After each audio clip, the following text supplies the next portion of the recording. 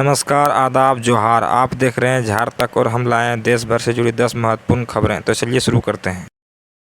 Gang of Wasseypur के definite को राहत नहीं, हाईकोर्ट में याचिका खारिज। चर्चित फिल्म गैंग ऑफ वासेपुर के लेखक जिशान कादरी को 29 लाख ठगी के मामले में राहत नहीं मिली है। हाईकोर्ट ने उनकी जमानत याचिका को खारिज कर दिया है। कोर्ट ने कहा कि प्रार्थी जिशान कादरी के खिलाफ मामला बनता है, इसीलिए अनुसंधान होगा। इस समय प्राथमिकी को निरस्त करने की जरूरत नहीं, अनुसंधान को सही ढंग से पूरा करने की जरूरत है। बता दें कि जिशान कादरी के खिलाफ रांची के हिंदी पीढ़ी थाने में केस दर्ज है। यह प्राथमिकी रांची के मेन रोड स्थित होटल एवियन ग्राउंड के मालिक विशाल शर्मा ने दर्ज कराई है। विशाल शर्मा ने पुलिस को बताया था कि जिशान कादरी ने एक वेब सीरीज की शूटिंग के लिए नवंबर 2020 में कुछ कमरे बुक कराए थे। इसमें वेब सीरीज के कलाकार करीब 2.5 महीने तक उनके होटल में रहे थे, जिसका पूरा बिल 35,05,898 रुपया हुआ था। बाद में कुल 6 लाख भुगतान किया गया। फिर यह करते हुए सारे लोग चले गए। बकाया बिल का भुगतान कर दिया जाएगा, ऐसा बोला गया, लेकिन आज तक भुगतान नहीं किया गया है और आरोपी का मोबाइल नंबर भी बंद मिलता है।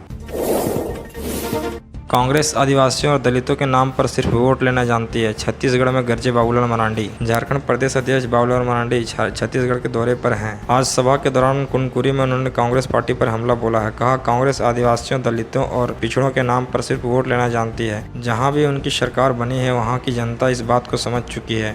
बाबूलाल मरांडी आज कुनकुरी में बीजेपी प्रत्याशी विष्णुदेव सोय के पक्ष में जनसभा को संबोधित कर रहे थे। इस दौरान उन्होंने छत्तीसगढ़ के लोक कलाकारों के साथ नृत्य भी किया। इस मौके पर पहुंचे बाबूलाल मरांडी ने कहा कि कांग्रेस की मानसिकता विकास विरोधी है। कांग्रेस को जनता की सेवा, गांव, गरीब किसान की सेवा को कोई मतलब नहीं है। कांग्रेस पार्टी आदिवासियों, दलितों और पिछड़ों के नाम पर सिर्फ वोट लेना जानती है। मरांडी ने कहा कि देश में लगभग 60 वर्षों तक कांग्रेस ने सत्ता संभाली है, लेकिन अलग छत्तीसगढ़ राज्य अटल बिहारी वाजपेयी कार्यालय में ही यहाँ के निवासियों को मिला। कहा कि चुनाव में हम केवल प्रत्याशी को वोट देकर अपना विधायक ही नहीं चुनते, बल्कि अपना भविष्य भी निर्धारित करते हैं। मतदान के समय इस बात का ख्याल रखना जरूरी है। बाबूलाल मरांडी ने कहा कि जैसे हम अपने दैनिक जीवन में कपड़ा और अनाज, सब्जी हो या वस्तु, हम हर चीज पूरी जांच के साथ परखते हैं, उसके बाद खरीदते हैं। इसी तरह हमें जनप्रतिनिधियों को जांच कर परखने की जरूरत है। मतदान के पहले हमें अपने नेता को भी जांच करनी चाहिए। बाबूलाल ने दावा किया कि बीजेपी की सरकार का रिकॉर्ड विकास और केवल विकास, इसीलिए बीजेपी प्रत्याशी को जिताकर छत्तीसगढ़ में बीजेपी का मजबूत सरकार बनाए। भाजपा नेता ने कहा कि मोदी की लोक कल्याणकारी, गाँव, गरीब, किसान को समर्पित योजनाओं को धरातल पर उतारने के लिए बीजेपी की सरकार प्रदेश में जरूरी है। कहा कि बीजेपी तुष्टीकरण में नहीं बल्कि सबका साथ, सबका विकास में विश्वास करती है। देश की जनता इस बात का गवाह है, इसे बताने की कोई जरूरत नहीं है।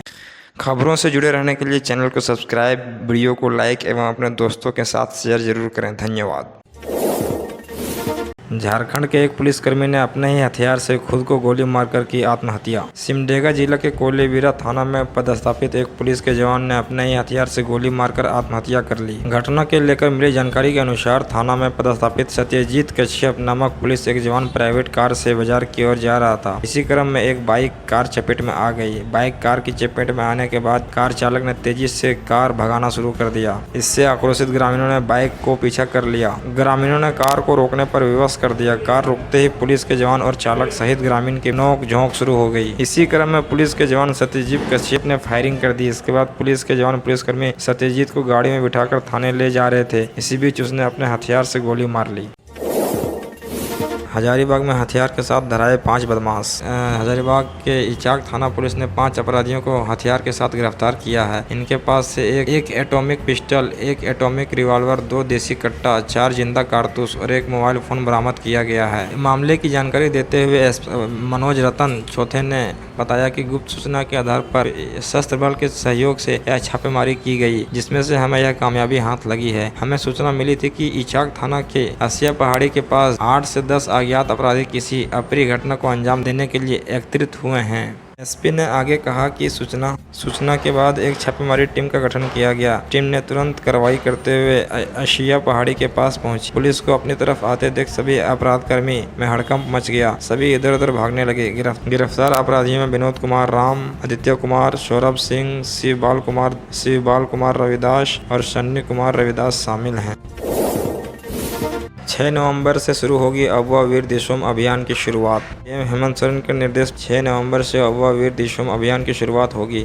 अभियान के तहत वनों पर निर्भर रहने वाली आदिवासी जनजातियों को वनाधिकारी पट्टा दिया जाएगा। वनाधिकारी पट्टा निजी और सामुदायिक दोनों स्तर पर दिया जाएगा। बता दें कि इस बाबत गांधी जयंती के मौके पर 30,000 अधिक ग्राम सभाओं में जुटान हुआ था। इसमें जंगल, जल और जमीन की रक्षा के लिए शपथ ली गई थी। जुटान में कहा गया वनों की रक्षा स्थानीय स्तर पर प्रयासों से ही संभव है। झारखंड सरकार इसी सोच के तहत अगवा वीर दिसोम अभियान शुरू करने जा रही है। बता दें कि अगवा वीर दिसोम अभियान के तहत अनुमंडल व जिला स्तर पर वनाधिकारी समितियों का गठन किया गया है। ये समितियां वनाधिकारी पट्टा किससे दिए जाना है इसकी अनुशंसा करेगी। अभियान की सफलता के लिए मोबाइल ऐप और वेबसाइट भी सीएम के निर्देश पर बनाया गया है। अभियान का प्रथम चरण दिसंबर 2023 तक पूरा कर लिया जाएगा। वेबसाइट पर इस बात की पूरी जानकारी मिल सकेगी कि झारखंड के किस जिले के कितनी वनाधिकारी समितियां हैं, इसके तहत कौन सी ग्राम सभाएं सक्रिय हैं। साथ ही इन ग्राम सभाओं के सदस्यों और पदाधिकारियों की जानकारी भी वेबसाइट और मोबाइल ऐप के जरिए लोगों को मिल सकेगी। जानकारों का मानना है कि इस वनाधिकारी पट्टा देने के अभियान में तेजी से पारदर्शिता आएगी।